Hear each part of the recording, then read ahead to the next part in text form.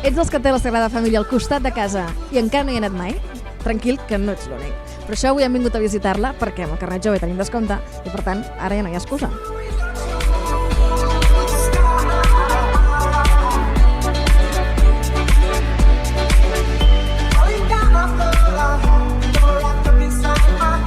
Hola. Venim a veure la Sagrada Família. Sí, tenim el 2x1 del pack virtual. Aquesta entrada inclou una entrada per 2 persones, d'acord, amb audioguia, a meitat de preu. Sí? És a dir que costa... Costa en 19,50 per 2 persones. Genial, molt bé. D'acord? Merci. Adéu.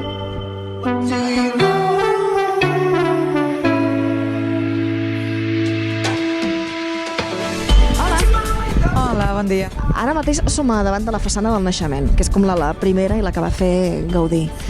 Què ens en pots dir d'aquesta façana? Per què és tan especial? És tan especial perquè la va fer ell i de fet és Patrimoni Mundial de la UNESCO perquè és obra del gran geni Gaudí.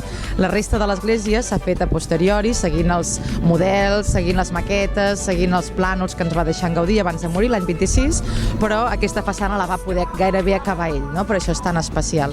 Hola, Com et dius? Sergi. Aleix. Anna. Albert. Em dic Eloi. I quants anys tens? 15. En tinc 18. 22. D'on ets? De Ripoll. Has vingut des de Ripoll avui fins aquí? Sí. D'on ets tu? D'aquí a Barcelona. Ets allò, la típica persona de Barcelona que mai ha vist encara la Sagrada Família, no? Jo crec que som molts, Sí, hi ha un dia que tots hem de dir, avui toca. 2020-2022 serà quan s'acabarà la Torre de Jesús, que tindrà una creu a sobre d'aquesta torre i serà doncs, la part més alta, de 172,5 metres d'alçada. Un palet més baixa que la muntanya de Montjuïc. És el primer cop que vens? No, és la 6ª o 7ª vegada que vinc. Deu ser l'únic que l'ha vist 6 o 7 cops. Com és això? Soc estudiant de quart d'arquitectura i sempre que puc vinc cap aquí, la Sagrada Família. És a dir, tu quan tens temps lliure, en comptes d'anar a fer una cervesa, el que fas és venir a la Sagrada Família. Bueno, s'intenten compaginar les dues coses. I què et sembla de moment? És molt gran. És molt bonic tot això i que s'ho ha currat molt qui ho ha fet. Em sembla espectacular, preciós. Crec que Barcelona és Gaudí i Gaudí és Sagrada Família, per tant... Per quan es preveu que estigui construïda? Pues cap allà al 2020, no així. Jo crec que a finals d'any de l'any que ve o una mica més abans, al juny o no sé. Jo som un optimista, Bueno, jo vaig escoltar que faltaven uns 30 anys, no? Bueno, a veure si realment s'acaba el 2026. Per fer el centenari des de la mort del Gaudí o així. Doncs passem a dins, si m'expliques més coses. Perfecte, molt bé. Som-hi. I com és aquest tractament de la llum? Tal com està ubicada l'església, tenim vitralls a mà dreta i a mà esquerra, és a dir, tenim a l'est i a l'oest. Els de l'est tenen aquests tons més blavosos, no? Allà també hem vist el naixement de Jesús, per tant aquí hi ha el principi de la vida, podríem dir. I a l'altra banda hi tenim l'oest, per tant tenim la posta de sol, tenim els colors doncs, de la tarda, del vermell, el taronja, i allà tenim la passió de Jesús, no? La seva mort. I de Gaudí tu què en saps? Res. No era bon estudiant, però hi havia assignatures que se li donaven bé, les matemàtiques i l'arquitectura, assignatures de dibuix. Pues que va néixer aquí a Barcelona, Jo crec que no va néixer a Barcelona, diria que va néixer al Baix Camp. Ara em fas dubtar a mi i tot. va fer moltes cases, la Pedrera, el Parc Güell... Bueno, que era que es va morir, que el van atropellar a un tren. I has aprofitat el descompte del carnet jove? Home, esclar. Sí, perquè si no, home, era una mica més car, no? I estic molt contenta d'haver entrat amb el carnet jove. Casualment, o no, no? En Subirac s'ho va fer venir bé de posar aquesta paraula aquí, que coincideix la A i la G d'Antoni Gaudí, i són els agafadors de la porta, per poder obrir la porta doncs, principal.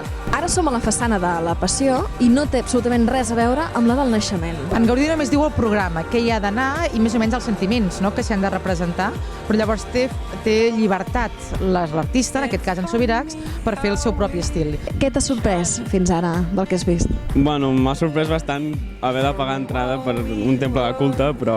És cert que des que és tan maca i tan famosa hi ha molts visitants i per això ja les entrades dels visitants són considerades com a donatius. Per tant, quants més visitants tenim, més ràpid podem avançar en la construcció d'aquesta obra. Llavors et pots sentir bé de dir, mira, gràcies a que avui també he pagat, doncs potser aquella columna es farà una mica més de pressa. Sí, no?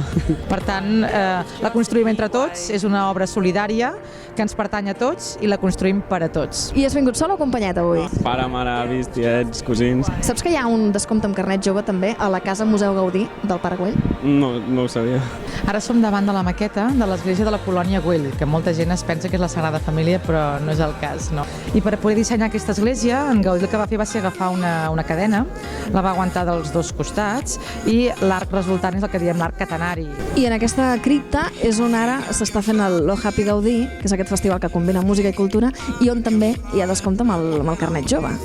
És a dir que, per qui li vingui de gust provar, tot el novembre i desembre hi ha concerts en el Lo Happy Gaudí.